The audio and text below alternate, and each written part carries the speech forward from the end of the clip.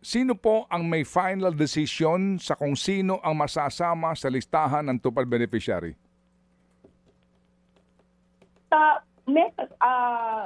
Meron ho kasi tayong proseso.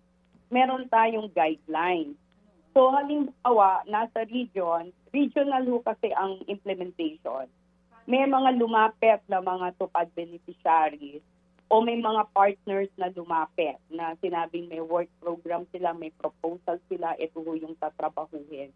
Lahat ho kasi yung dumadaan sa profiling at validation ng regional offices natin in 17 regions.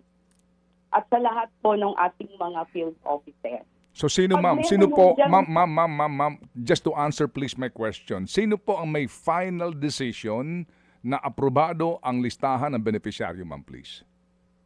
Sa regional office, definitely ang regional office. Pero yan ho ay nire-recommenda ng mga field offices natin. Okay. Opo. Gusto ko lang pong sabihin na may mga sitwasyon po na nangyari na hindi ho natatanggap yung beneficiary, meaning hindi nakakwalify. Kasi pag nakita nila na hindi pasok doon sa eligibility requirements, hindi po nila tinatanggap. Sige po. So yung field officer ng DOLE, ano po ang title niya, and then siya yung magre-recommenda yung final approval sa regional director ng DOLE, ma'am?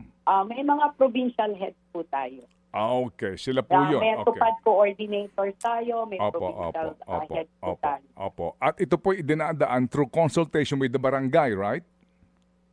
Meron ho silang mga, yun po yung portion ng validation. Mga kapatid, brothers and sisters, saan ka pa? Dito na tayo sa totoo.